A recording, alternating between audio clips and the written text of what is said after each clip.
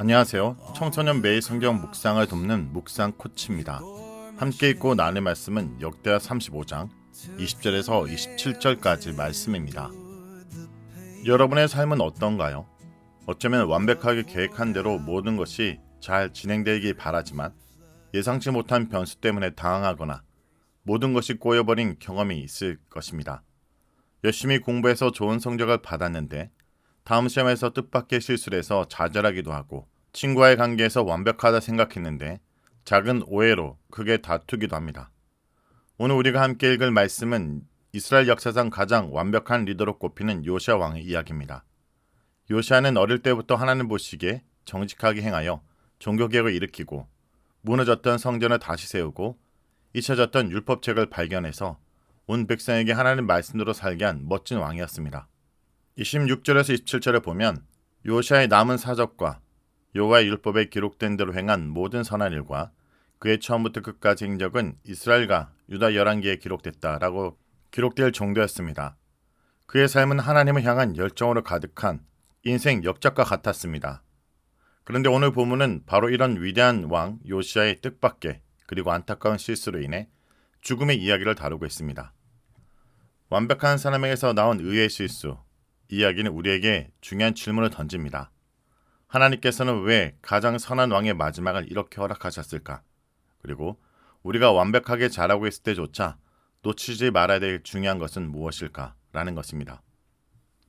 요시아 왕이 위대한 종교개혁을 마친 후 그의 주변 세계는 격변하고 있었습니다.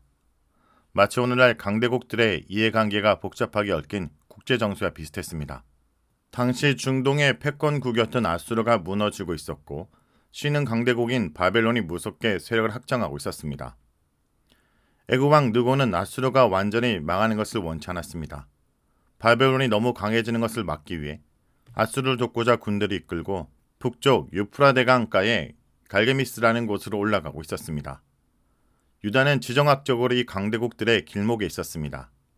요시아는 바벨론이 승리하길 바랐던 것 같습니다.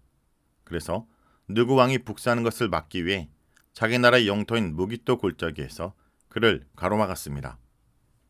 바로 이때 예상치 못한 일이 벌어집니다. 애굽 왕 느고가 요시아에게 사신을 보내어 경고합니다. 그런데 여기서 이상한 점이 있습니다. 이방신을 섬기는 애굽 왕 느고가 하나님이 나에게 명령하시니 라고 말하며 요시아에게 경고하는 것입니다. 요시아는 평생 하나님을 섬긴 사람인데 느고는 하나님과 상관없는 이방인이었습니다. 상식적으로 누가 하나님의 뜻을 더 잘 알겠습니까? 당연히 요시아입니다. 하지만 성경 여기서 놀라운 사실을 기록합니다. 느고의 이 말이 사실은 하나님의 입에서 나온 말씀이었다는 것입니다. 하나님께서는 때론 우리가 예상치 못한 통로, 심지어 믿지 않는 사람의 입을 통해서도 그분의 섭리를 이루시고자 말씀하십니다. 하나님은 우리가 생각하는 틀 안에 갇혀 계신 분이 아니라 온 우주를 다스리시는 절대 주권자이시기 때문입니다. 문제는 요시아의 반응입니다. 요시아는 누구의 말을 무시했습니다. 아마 이렇게 생각했을 것입니다. 저 이방 나라 왕이 감히 하나님의 이름을 팔아 나를 속이려고 하는구나. 또는 지금 내가 이 전쟁에 참여해야 바벨론과의 외교 관계를 유지하고 북쪽의 강대국들이 너무 강해지는 것을 막을 수 있어.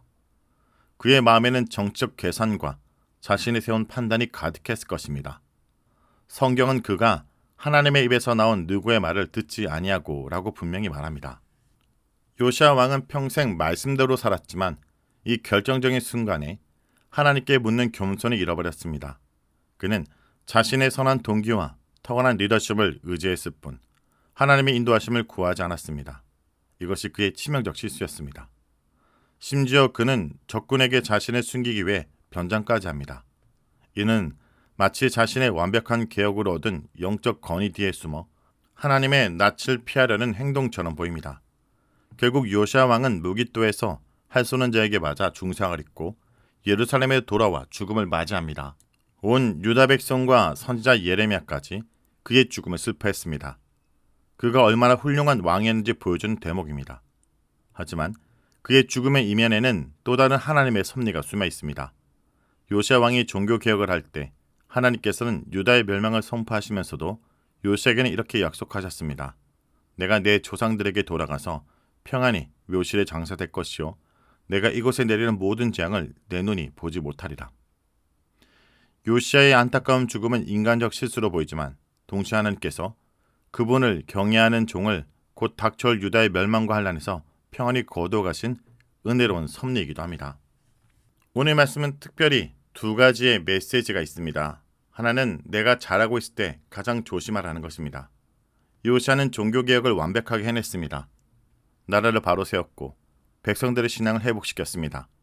그는 스스로 충분히 자신감을 가지만 했습니다. 내가 모든 개혁을 해냈으니 이번 국제정세 판단도 내 지혜로 충분히 할 수 있어 라고 생각했을지 모릅니다.